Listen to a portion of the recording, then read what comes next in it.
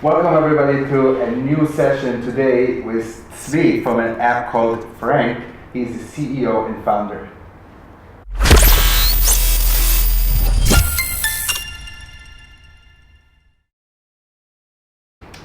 Okay, welcome everybody. We are here at the offices of an app called Prank with the CEO and founder Zvi. So tell me a little bit about yourself. Thanks and nice to meet. So my name is Zvi Fogel. Originally I'm from Hashmonaim. It's a small settlement near Modi'in. I went to Golani, which is a unit in the IDF. Yeah. And after that I went to United States and opened a small cart of French crepes. I hope you like French food. It was delicious. I came back, started studying in the Hebrew University. Yeah. And I graduated as an MBA in business management. Yeah. And recently, a year and a half, I opened Prank.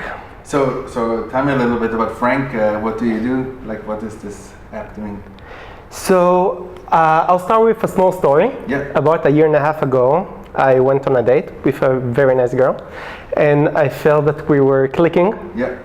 A day or two after, I called her and said, "Okay, where do you want to go?"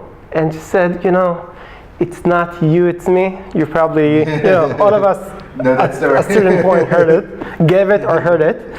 And what passed through my mind in this moment is, what did I do wrong? Yeah. Have I spoke too much? Am I not attractive in her eyes? Maybe it's not about me. Maybe it's an ex that came back to the picture. But the thing is that we don't get feedback. People don't really tell us what they really think. Even if we go to a job interview, we speak with the interviewer and we feel that everything is fine.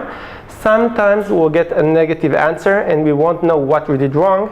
And that is actually an obstacle in the way of improving for the next job interview. Yeah. Using Prank is actually a platform which enables our friends, our family, the people that know us the best, to give us honest and frank feedback. Okay, very nice. So tell me, it sounds like the concept sounds very familiar to me. Like, it's been around, the concept of, like, I think it's called Secret, one is of the app, and the one in Israel launched very recently, Blind Spot. Tell me, how do you differentiate yourself with these apps? Actually, that's a very good question, and this answer actually comes up many times. But there is a big main difference between us and the other systems that were in the past. The thing is, are you positive or negative? What is the drive that brought you into this business? And mine was positive. Mm-hmm. I want to help people to make the communication between people better. I want us to make this place a better place for all of us. I'm not trying to make people, harass each other or annoy each other. Mm-hmm. So what we did in our platform is, first of all, it's private. Meaning, whatever people write about you, you'll be the only one to see it. So there is no shaming. Yeah. People won't see things written about you and you'll feel bad. Oh, everybody knows now what people think about me. Yeah. The second point is a special system that analyzes bad words. So if someone wrote you a negative feedback, something that can hurt you, the system will catch it and will stop it in the way. So you won't get bad words, curses, racist, words.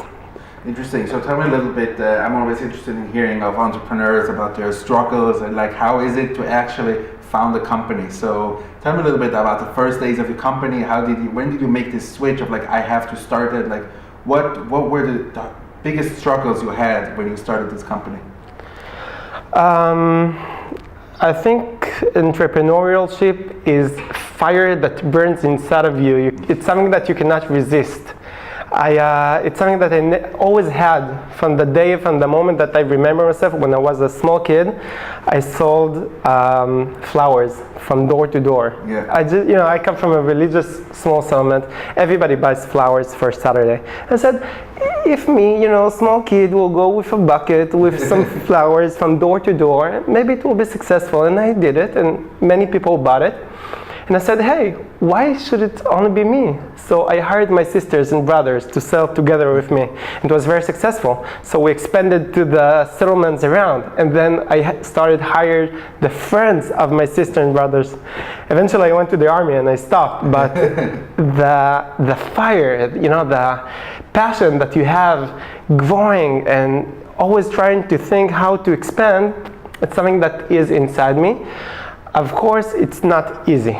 It's very, very difficult. I believe every startup, every entrepreneur incurs many difficulties, many times that you think that it's almost impossible to continue. Mm-hmm. But there is always a solution if you believe enough in yourself. Interesting. So how, just like one little side point, how is it going with fundraising? Is that like something that you feel is really difficult? Because with every TechCrunch, it seems to me that everyone is raising money left and right. So is it really that feeling, or is it hard? It's very hard to raise money. You need to convince people around you that the idea is so good that it's better to put the money not in the bank, but in you. Yeah. I believe that people that invest money, investors, they don't invest usually in idea, because the world is full of ideas, especially in Israel. You speak with someone, he thought about, Waze before Waze, and he thought about, Google before Google. It's not the idea, it's the execution. Yeah. And the persistence. And if someone decides to invest, he look in your eyes and he say, I want to invest in you. So it's very difficult to convince you that you are the one that he needs to invest in. Okay, good. Thank you very much, Zvi, for this informative interview with some practical entrepreneurial advice. I hope you guys enjoyed this episode of meeting with Zvi, the CEO and co-founder of CEO and founder of Frank. See you soon with a new episode.